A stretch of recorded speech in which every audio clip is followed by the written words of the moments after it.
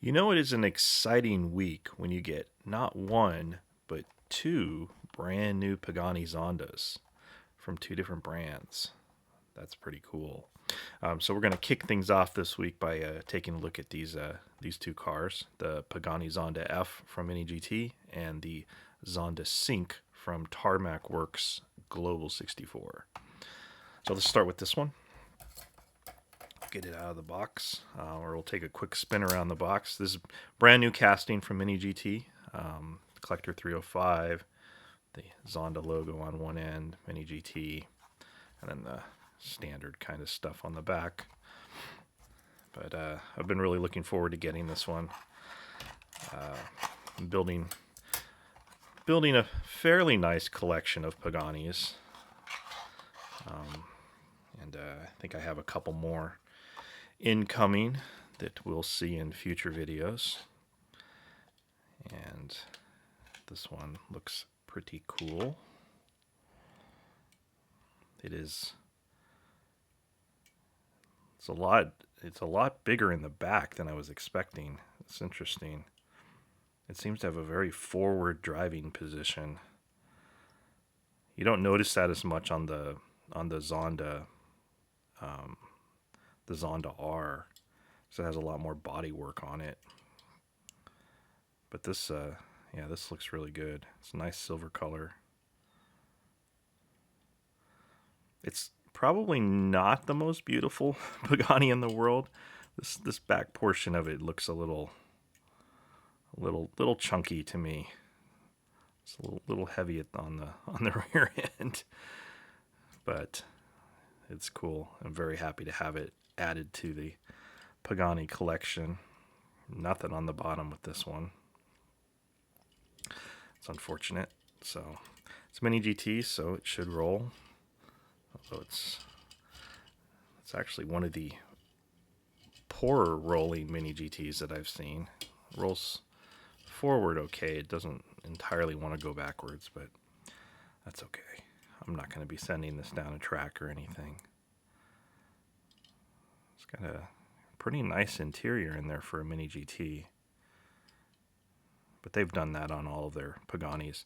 The Roadsters and what have you, they've done this detail on the dashboard, which is pretty cool.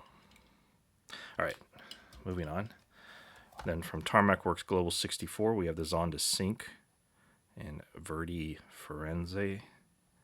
Which guy's green.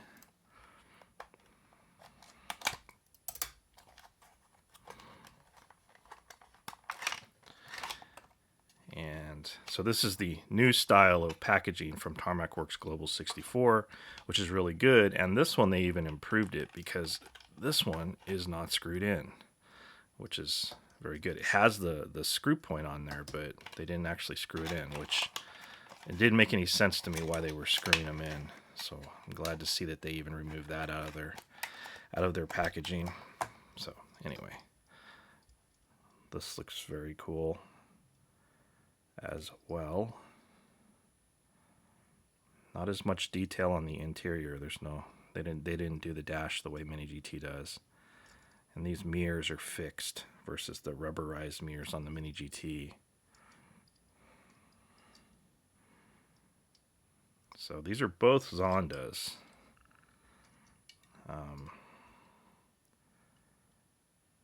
Which is kind of interesting.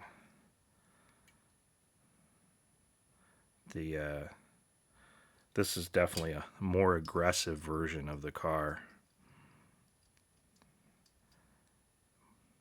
Has a more aerodynamic, more aero features. Also, this one has a little trick up its sleeve with a removable rear cover, so you can see the engine and the tires. That's pretty nice.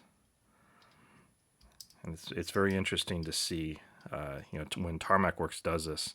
They haven't done this very often on their models, but when they do, it's pretty cool. And they've done a pretty good job of it. Like the Koenigsegg, the Agera, this has a removable rear as well.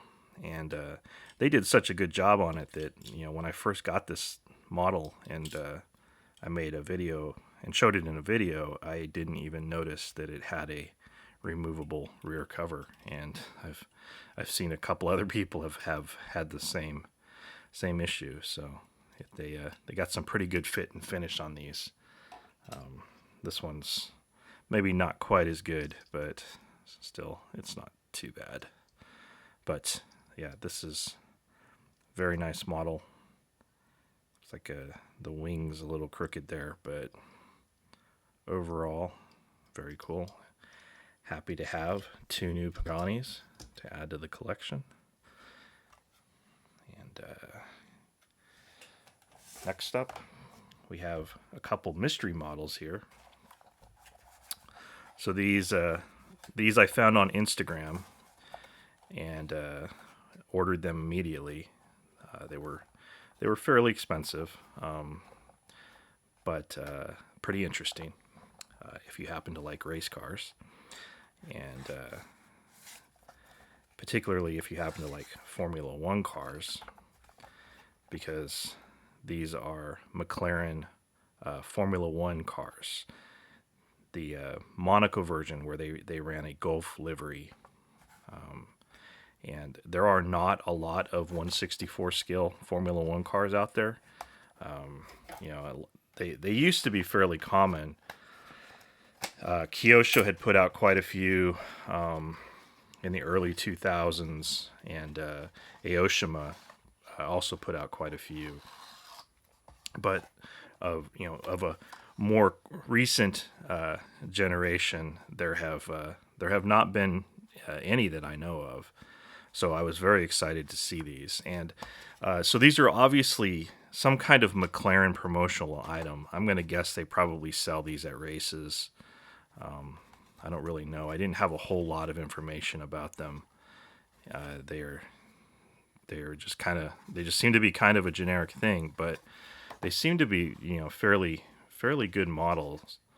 So I'll get these out and give them a good look. So this is the number 3 car. So this would be Daniel Ricciardo's car. And these actually are quite detailed models. I don't know if there's no information on here about who makes these at all. But they look actually pretty good for a 1/64 scale model and kind of a generic thing.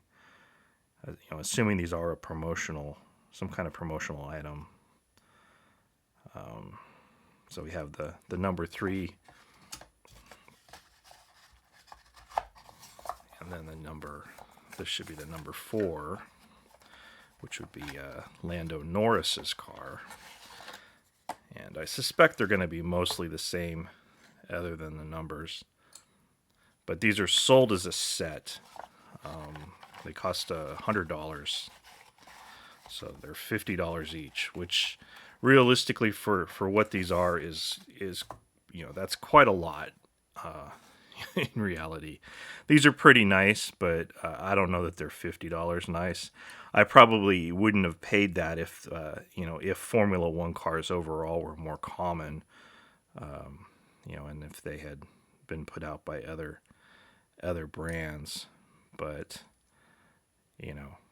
for a modern Formula One car, right now, I'll step up to the plate and pay the $50 per car to have them in my collection, because I love race cars, love Formula One, and these are the only modern Formula One cars at 1/64 scale that I've seen. If you know of others, let me know. I would love to pick up some more. These are pretty cool. Not sure they're worth the price, but for me they are.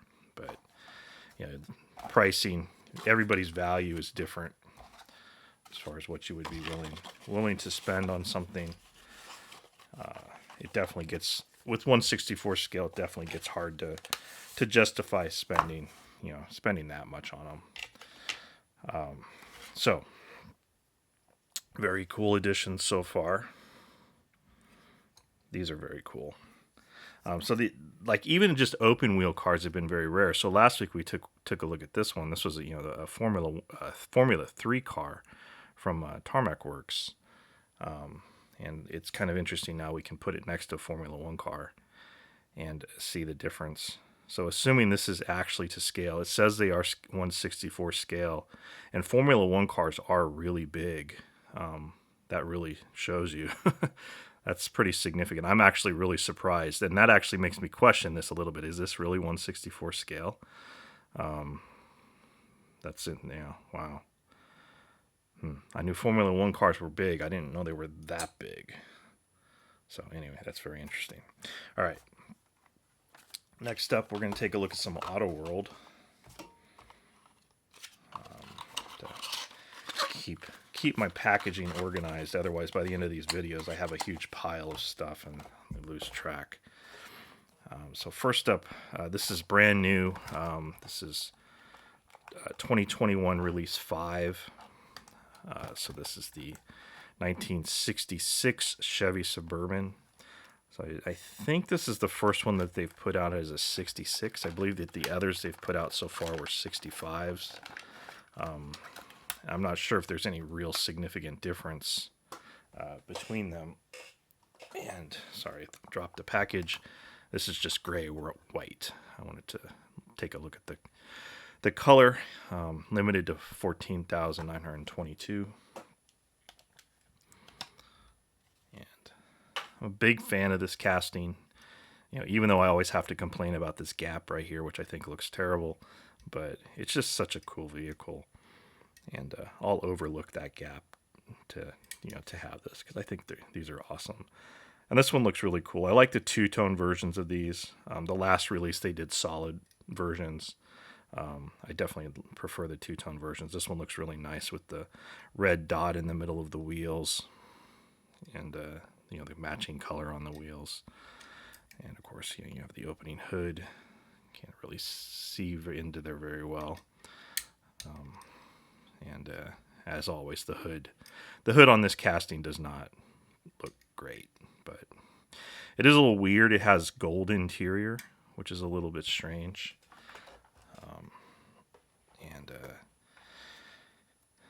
But maybe that's just the way the vehicle came. Looks like it has Suburban on the license plate, Texas license plate, and some detail on the base. Yeah, this is just a cool vehicle. I love this thing. I kind of wish they hadn't done the opening hood. It would look better without it, but still, I'll overlook it. Next, from Tiny HK. I'm a big fan of Tiny HK. So we have a Mercedes-Benz Sprinter, this Hong Kong Post livery. The Mercedes Sprinter van, not the most exciting thing in the world. But I for some reason I love to get these Tiny models. And most of what Tiny does is these kind of commercial vehicles. So they do a lot of vans and in various different liveries and ambulances and that kind of stuff. And then they're, of course, are really well known for buses and fire engines and stuff. Car-wise, they only have, it looks like, a handful of castings. So I've talked about Tiny a number of times on the channel. If you're not familiar with them, it's a brand out of Hong Kong. So I typically refer to it as Tiny HK, just because if you go to do a Google search for Tiny, you will never find the brand. Even if you search for Tiny Diecast, it's very hard to find. So this one has an opening door, which has a little lever on the bottom that you can click and slide it back. And then, I don't know, put something in there, I guess. I don't know, it's cool. These, Tinys have suspension. They always roll pretty well. They're very detailed models. Obviously, you have inserts for the headlights and nice detail on the front and painted detail on the back. But the liveries that they put on them are reproductions of real vehicles. And overall, they're just a cool brand to collect. Even if you may not find this particular type of vehicle super exciting, it's just I don't know. I love them. I just find them really, like I said, really fun to collect, and they're they're somewhat unusual. It's a very Hong Kong centric brand, though. Like all of the liveries are going to be for Hong Kong or other things in in Asia basically, but mostly Hong Kong stuff. So anyway, very cool. Then back to Auto World. Again, this is a 2021 release 5. The 1970 Dodge Challenger TA in this green Go color. This thing looks very cool.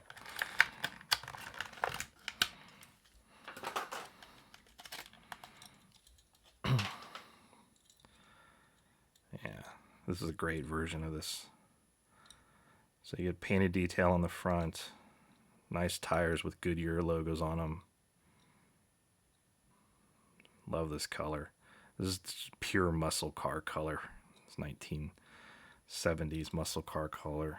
It's awesome. So what year was this? 1970, yeah. Okay. And then the nice engine in there. It's very cool. Black hood. Yeah, this is fantastic. Love this one. It's maybe the best version of this casting that I have so far. Rolls nicely. Awesome. Then from Sparky, we have the Porsche 956 in Skull Bandit livery. I've actually had this one for quite a while. I've just have never taken it out of the package. So I'm going to take this opportunity to do that. And love this casting overall. And this Skull livery is one of the better ones that they've put out so far. I think there's 6 of these that they've put out now. At least in the latest batch. I think there was an earlier batch, or there may have been an earlier batch a few years ago, but this latest batch, they've put out 6 of these so far. And this is the last one for me. I have all of them now. And this is awesome. Just such a cool car. Group C race car. Fantastic.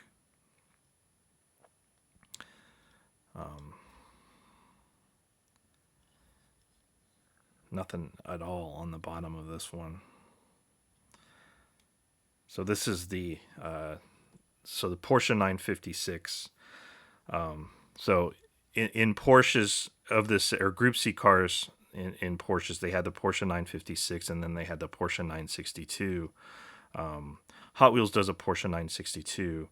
But the only difference between a 956 and a 962 is the driver's position is moved back in order to keep their feet behind the front axle. So you can tell a 956 you can tell a 962 compared to a 956 by looking at this panel right here between the front wheels and the door. So on a 962, this little panel here will be a little bit wider than it is on a 956. Otherwise, the cars are pretty much the same. And this particular casting, this is a long tail version. So this is the kind of car that they ran at Le Mans, and these Porsches ran with various different types of bodywork on them. And this has a lower rear wing. It's a lower drag configuration because Le Mans is a very, very high speed track.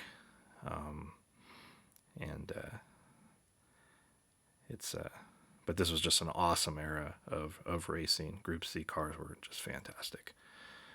And these ran in the early 90s. So this one was from 1984. So this one's a little earlier. The Porsche 962s ran through the 90s. And they were introduced in the 80s. Then from Inno64, we have the Ford Sierra RS500 Cosworth G2000 livery. This is the last of the initial batch of these that they've put out that I didn't have. There's, I think, 6 of them in total that they've put out. And I now have all of them, although they have also recently announced a new one. So I believe I will be picking up every version of this that they put out. I just love these, and love Inno64 as a brand. So I'm always happy to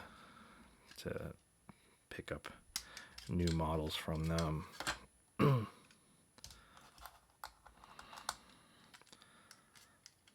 this one's very cool.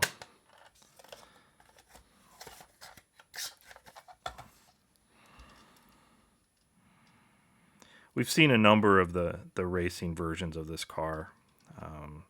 Of the 6 of these they've put out, 4 of them are racing versions, but none of them are exactly the same. There are subtle variations between them. Like this one doesn't have an antenna on the roof, whereas some of the others did. And but overall the casting is pretty much the same. So this is a plastic base, Inno64. And these I don't think roll. Does this one roll? It kind of rolls. Not really. It's a pretty big stretch to say that rolls. But it's just such an awesome casting, though. It's such a cool car. And love these. All right. Moving on. I'm feeling a little sluggish today, it seems, for some reason. So I apologize. So this is the 2020 Chevrolet Silverado ZL1 LT Trail Boss from Auto World. Again, brand new 2021 Release 5. Version A in Tangier Orange. And even though once upon a time I would have left this kind of casting on the pegs if I had found it in store, I was actually really looking forward to getting this one when I saw it. It just looked really cool. I love the orange and black combination with the blacked out wheels. I just thought it looked fantastic, and it looks very cool. But since I buy Auto World cases, I've started getting a bunch of these trucks, and I've really developed an appreciation for them. Prior to that, it was something I just wasn't interested in at all. You can barely see anything in there. That engine's really set in there really deep. It's like, wow. But this looks really cool. I guess I should get that on camera, shouldn't I? Yeah, it's very nice. And it rolls.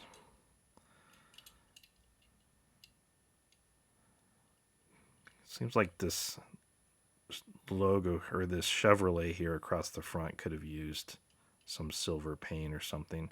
And obviously this casting would be improved if they did inserted headlights. That would definitely look a lot better than the silver paint that they use. But it's Auto World. They're inexpensive. If you find these in a Target or something, it's going to cost like $5. So they have to make some compromises for the price point.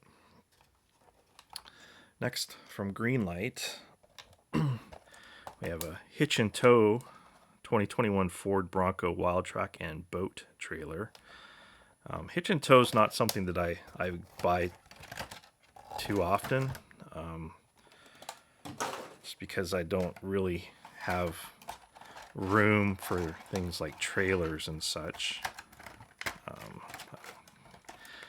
But I like, for some reason I like this Bronco, and I thought this boat looked kind of cool, and I was curious to see if the covers on the boat actually came off,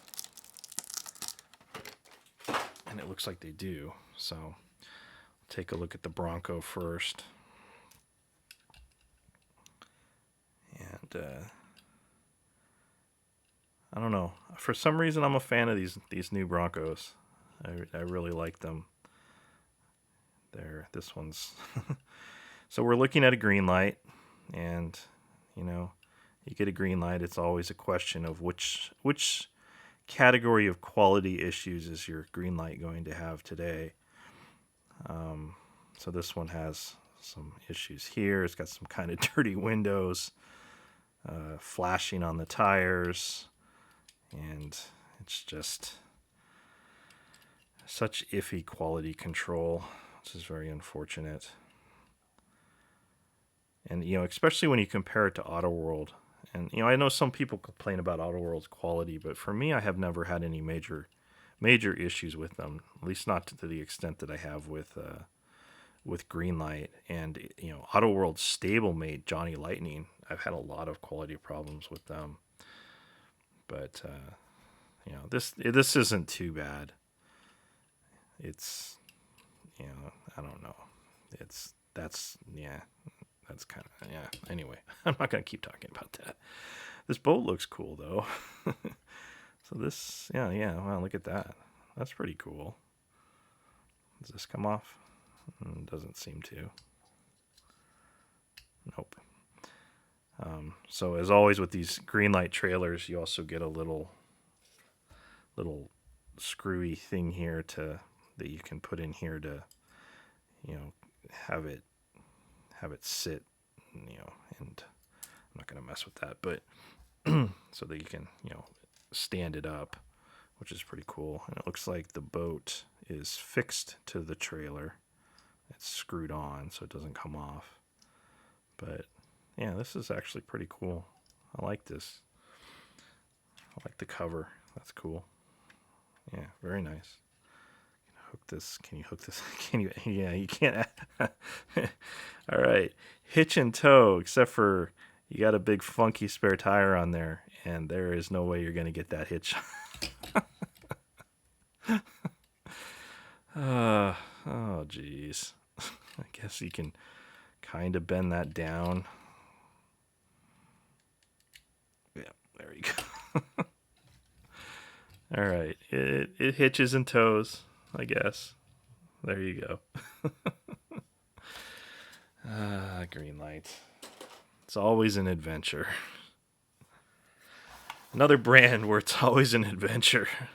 Racing Champions Mint. We have the 1964 Chevy Impala SS409. This brand, you get to take the adventure of what's its quality going to be like, from a manufacturing perspective, and then you also have the secondary adventure of its very weird selection of castings.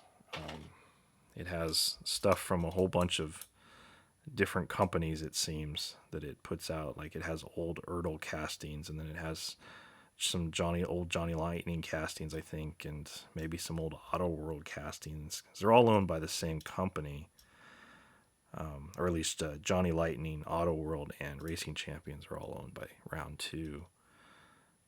But this looks pretty good. Nice gloss black. Painted details on the back and on the front. Does it have an opening hood? It does. Opens nice and wide. Pretty nice engine detail in there. Very, very deep engine cavity. This is engine, and the hood closes correctly, which is quite nice. I think it was last week or 2 weeks ago I got another Racing Champions where the hood just didn't sit right, and I spent like half an hour trying to futz around with it and get the hood to sit right. I just can never get it to sit right. This one's good though. White interior. Can't see much in the dash, but yeah, that looks pretty cool. Love these old 60s 2-doors. Just awesome cars. All right, back to Auto World. And so we have a 2018 Dodge Challenger Hellcat in red line tri-coat. And this is, again, 2021 Release 5.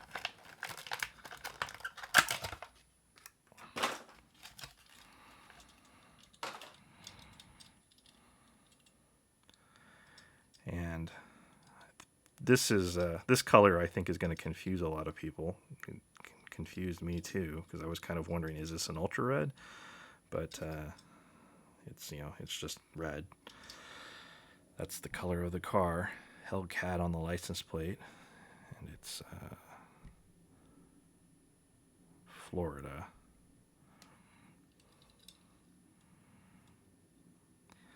And Auto World's put out a whole bunch of different versions of this car. And it's a car that personally I actually think they should stop issuing. They have put out so many that it's getting a little old. They have so many other castings that they could use, but yet they keep putting these out, and they keep putting out Camaros, and they keep putting out square body trucks. Every case has a square body, some kind of square body truck in it, and it's definitely getting a bit repetitive.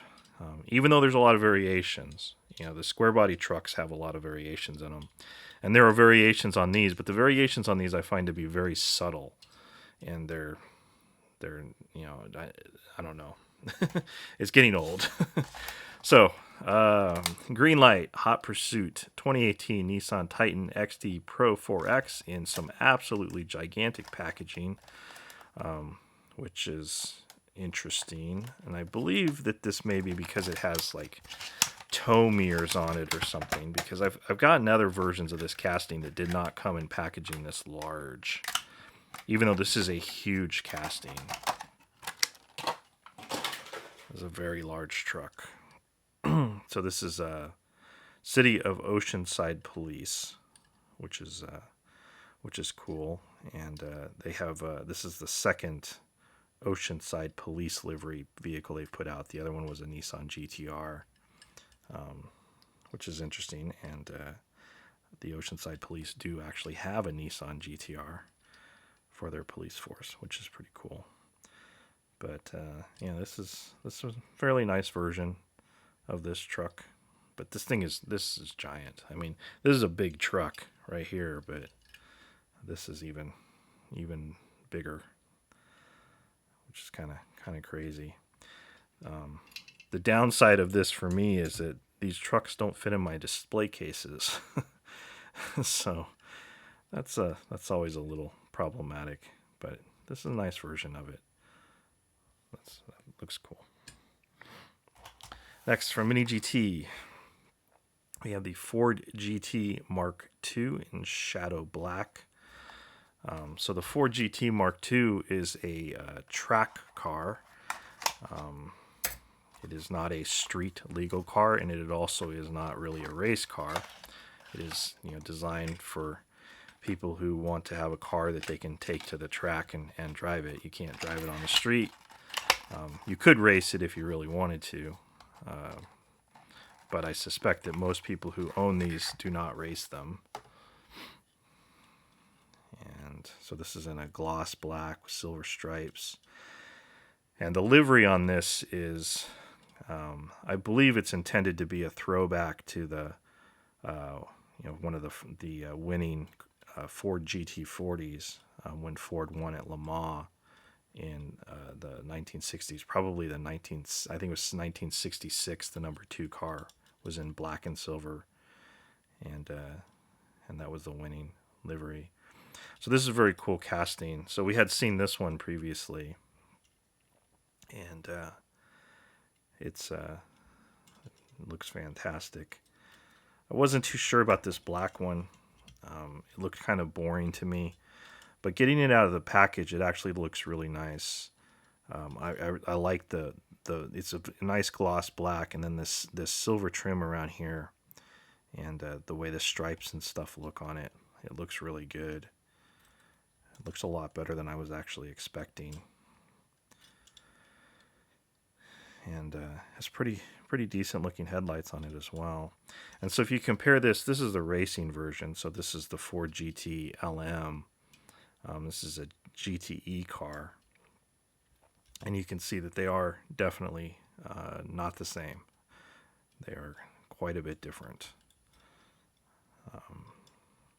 The wings are completely different. This area in here, the way the engine is done is completely different, and the this area in here is different as well.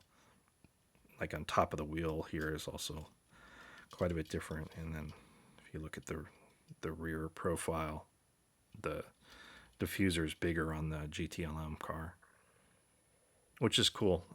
These initially came out together, and at first I thought they were all the same, just going to be the same casting, but they're not. They're completely different castings, which is very, very awesome. And this is a pretty good version. It's better than I was expecting, so I'm very happy with that. Okay, next from Greenlight, California Highway Patrol 1988 Dodge Diplomat. And this is one of these cars where it's like, why do you like this car?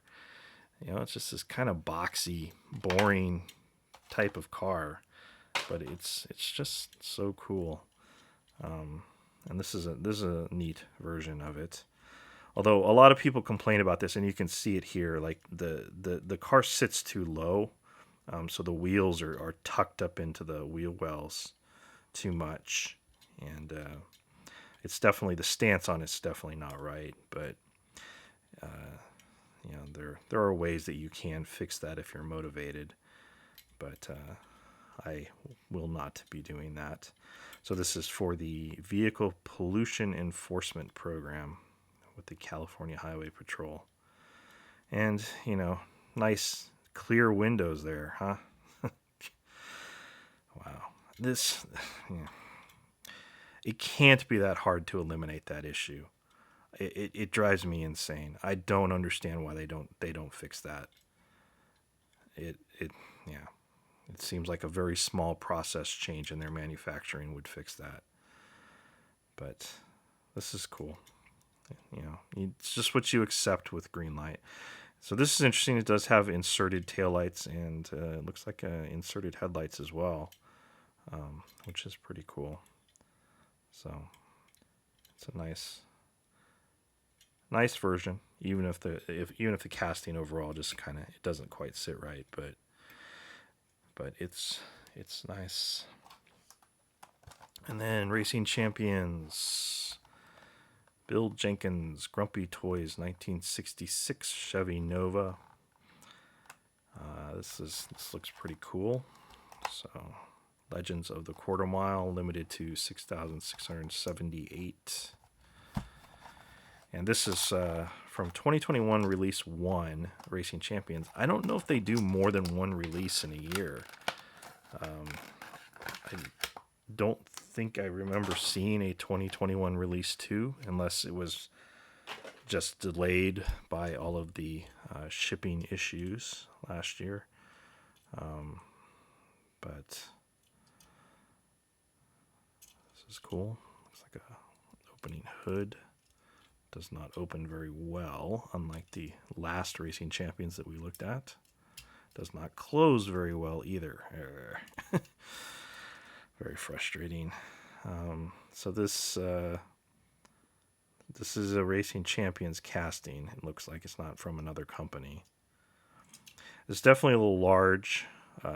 It's not 1/64 scale, that's for sure. Red interior. And but it's neat. I like these old race cars with these very, when they first started doing sponsorships on cars, the logos and everything were very simplistic, and they always look pretty cool. And this is no exception. Some logos on the trunk as well. So I think this is the third version of this casting that I have. It kind of rolls. It is definitely not a good roller, but not terrible either. Oh, and this is random. So this is Maisto Design 1965 Buick Riviera. So I bought this as kind of like a case. It was supposed to be a case of something, and it didn't come in a case. And it's just like some weird weird Maisto castings, which some of them look pretty cool, some of them look pretty iffy. We'll just take a quick look at this one if I can actually get this out of the package.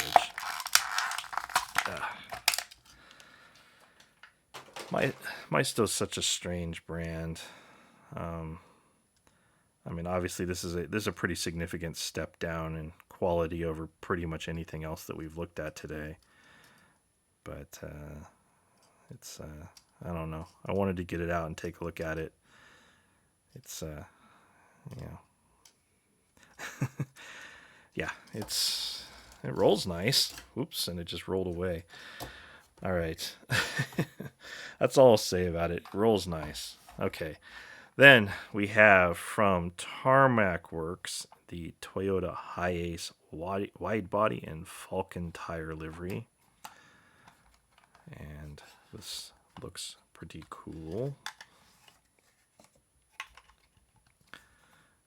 Number 50. That's a pretty low number. Not that I really care about that, but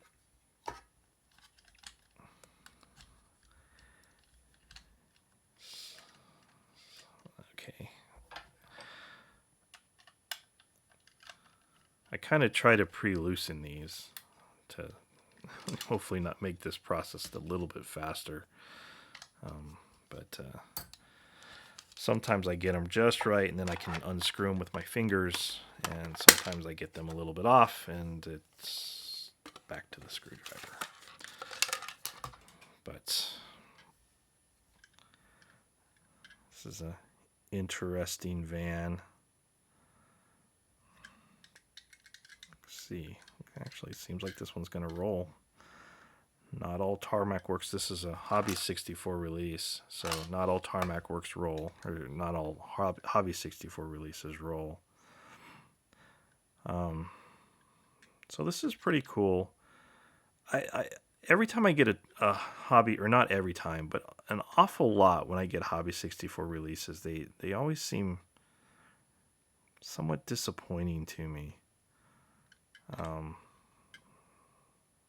Like, I mean, this is nice. It's nice, but this isn't super premium nice. I've seen better versions of this from other brands. Like there's a, well, yeah, so yeah, I don't have one accessible, but it's yeah, I struggle a little bit with Tarmac Works Hobby 64. I'm a big fan of Global 64 and some of the releases from Hobby 64, like this Formula 3 car that we looked at earlier. This is a pretty cool release, and this was a Hobby 64 release. But this is okay.